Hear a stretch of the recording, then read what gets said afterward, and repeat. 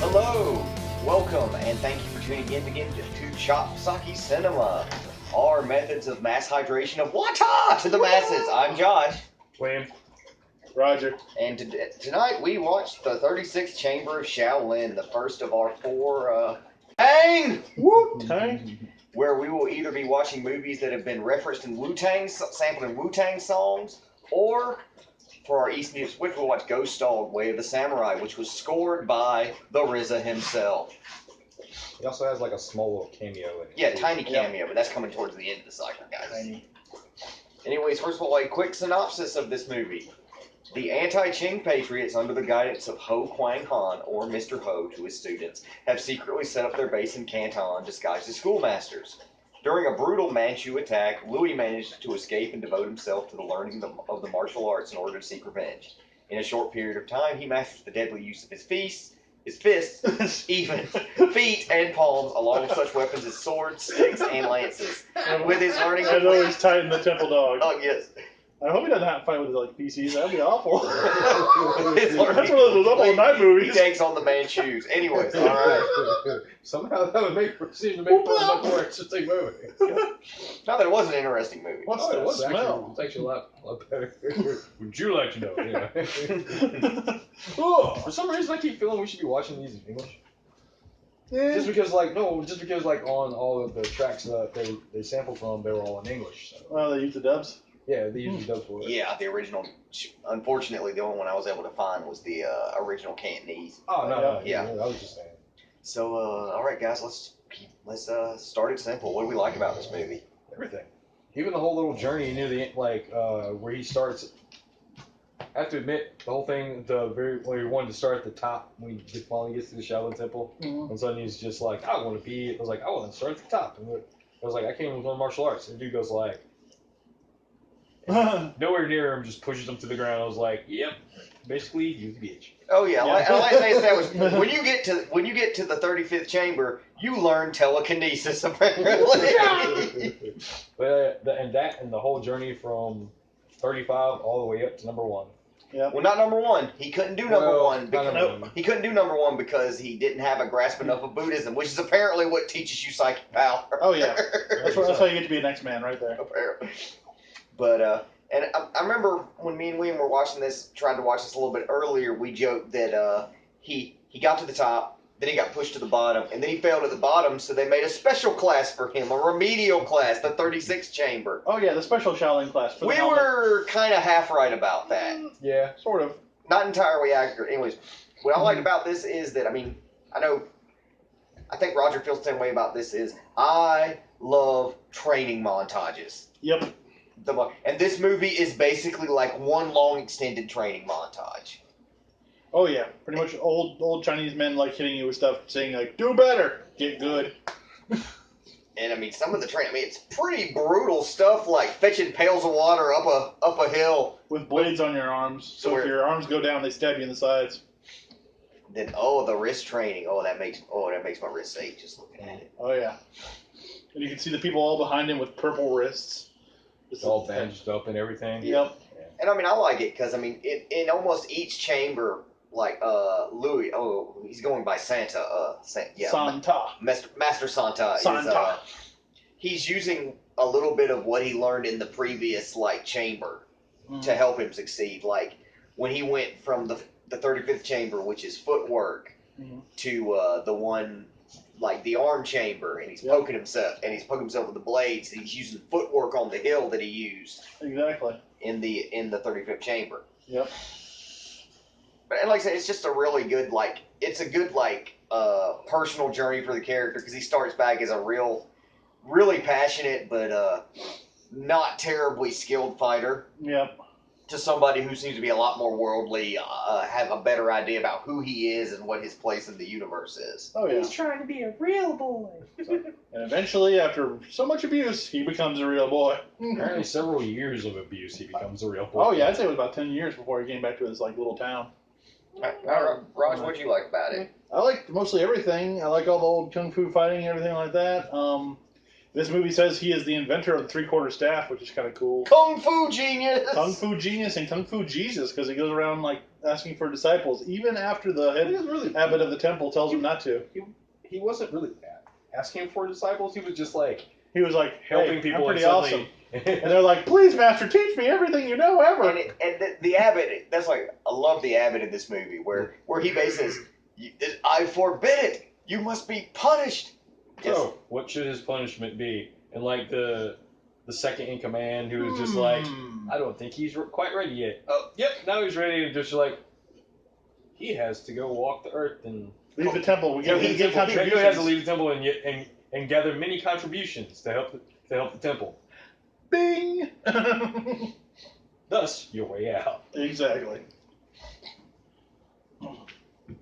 But I liked everything. I liked pretty much all the actors were pretty spot on, and all the set design. It's a Shaw Brothers movie, so they shot it on that weird part of probably Hong Kong or China that just looks like a old Chinese movie, and that's what they just shoot all the movies on, which is pretty awesome. I mean, pretty much from the minute this movie starts up till the minute it ends, it is kung fu the entire movie. I mean, the opening credits are just a montage of Gordon Liu doing cool kung fu stuff, doing katas and stuff like that with the rings, which they never really used in the movie, but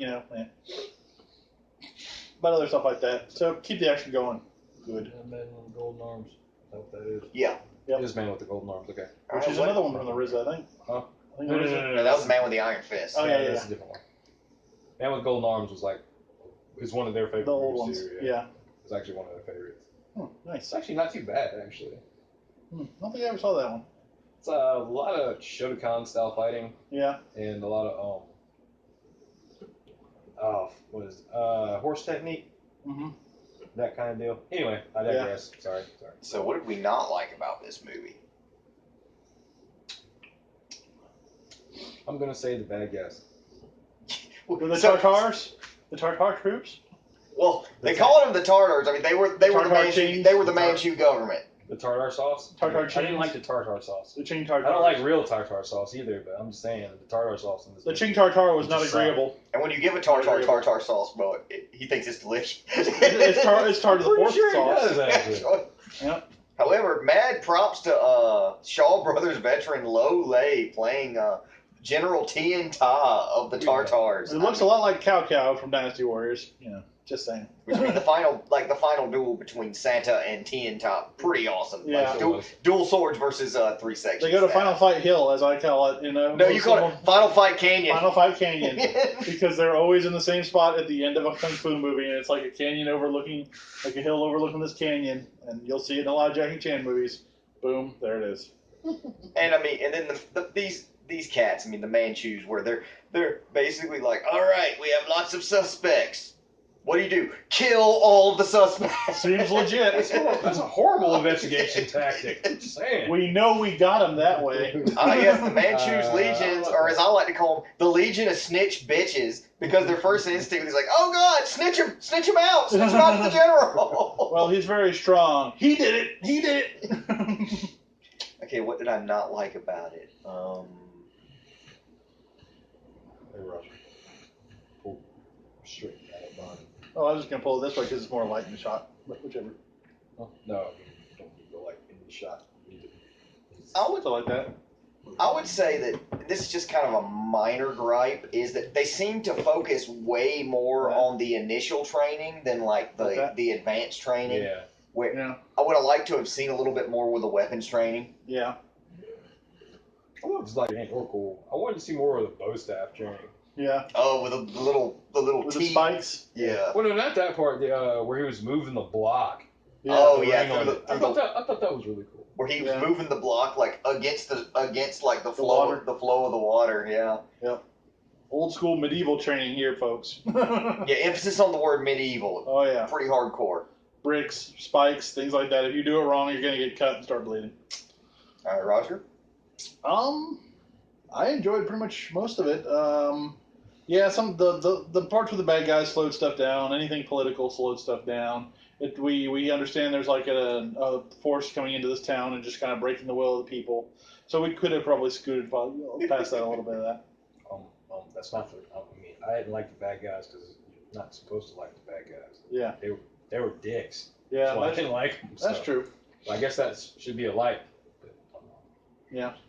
I thought it slowed down the just- pace of the movie. When And one other final Yeah, thing guys. is that just the monks in like all the monk teachers in general, they were all pretty Not got the lesson. awesome. I the love. goatee thing on Game Oh of yeah, Thrones. and their facial hair games were on point. Mhm. Except for the dude teaching the head chamber. He was like, but he was the comic relief of this Yeah. movie. Just for the scene with the staff with the There's a hand. long pole with a giant metal hand on the end of it. And he's like, "That's okay, buddy." He's just That- like and then he's Get covering back him with up. he's like covering him with the hand. He's like, He's you like okay? patting You him on the okay? head Get and up, stuff. smack. Speaking of bitch slaps, the main Manchu commander, his martial arts style was the bitch slap. I mean, he even fish slaps a dude. He slaps him with a dried fish. Yep. Shout out to Sleeping Dogs. Fish slap. But and then one final thing I liked was even though you didn't really get a lot of exposure to his 36th chamber guys, like Yeah. the new recruits, they like the blacksmith, the mill, like the one kid, he's like, my daddy died before he gave me a name, but I'm Miller Rice, so I'm Miller 6. Booyah! I've been milling rice since I was 6, so I'm Miller 6. Yep. There we are. He's like, I got strong feet. Wow. Hey, footwork's not bad. Yeah. And then there was like a scene in the beginning with this person just like standing up, and he was apparently a general. His whole, I guess, army was dead at this point. Well, and he the last guy. was a general in the He rebel was army. he was actually Ho's superior. Host superior, and he And just like he didn't want to sacrifice any of his men. He just basically thought better if I just sacrifice myself, and if I kill the general. then more power to him. But Yeah. you know, And of course, it was a trap. Oh my goodness! It was a trap, and he tried to kill him with his metal. It was a Yep. metal axe. Metal totally axe. a metal axe. Yep. Totally not a plastic axe that was spray painted with metallic spray paint. that I could buy at Walmart for $5. You're breaking the plausible deniability here. Yes, that axe was so metal. So metal. I mean, it actually made clank, clank, clank noises when it hit stuff. clink.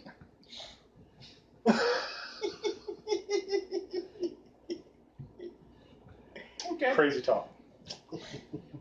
But I mean, and honestly, I mean, a lot of people consider this one of the best kung fu movies ever made. Huh. I can actually see that. 'Cause Yeah. the story was actually pretty enthralling. Granted, as Josh admitted, we did both fall asleep like the first time we watched this. But they were very tired. Dear God, I don't think tired even like qualified as what we were that night. No, I'm surprised we made it through as much as we did. Yeah. because I mean, we pretty much made it right up till like about the last 30 minutes of the movie. Well, you did. I fell asleep. I fell asleep actually before the last hour of the movie. Yeah, I think I passed out during like right before they got to the bow staff weapon training. 'Cause I was just like, I remember the sword training, and then it got to the bow staff, and I think I finally passed out near the end of the sword training. Yeah. I was just like, oh, okay. And I kind of likened it to the journey of kind of Bruce Lee, because the guy learns all the kung fu, and then he wants to go teach the other people, the laymen, as they call it in this movie. And the guy's like, nope, can't teach him. And he's like, all right, goodbye. And then he leaves, and then he goes to teach him anyway. So, yeah. Fight the power. All right, now as far as ratings, what do we give? How many cranes we give this, guys? I give it 4. I give it a solid 4 cranes. Mhm. Solid 4 out of 5. Because it actually has a pretty good story. The training sequences were actually pretty cool. Granted, did want to wish I had dwelled more on the Wetkin's training than the initial parts. where he learned his footwork and everything. Well, other than that, yeah, definitely give it a 4. Yeah, I'd give it a 4 as well. I mean, Yeah. just total package, like as far as a Kung Fu movie goes, total package. I mean, fantastic sets, fantastic Kung Fu, good story that doesn't drag too much. Mhm. I definitely suggest if you haven't seen it. I think it has just the right amount of drag, actually. I'd say 4 too. Yeah. It's got pretty much all the ingredients of a kung fu movie. It's got the kind of the lone wanderer, the whole as I call it, the Japanese evolution, where a guy's not very strong and smart in the first part, then he trains and comes back better. So I always like how that's done correctly, because some people don't do it very well. But I thought this one did it well. I enjoyed it. Alrighty, alright, guys. So thanks for joining us. Tune in next time when we will actually be watching Shaolin versus Wu Tang, which is another Wu Tang Clan favorite. Anyways, and be sure to check in with us next week. And until then, I'm Josh. Well, Roger. And we will see you at the Chop-Socky house. still say you suck dick. What the fuck?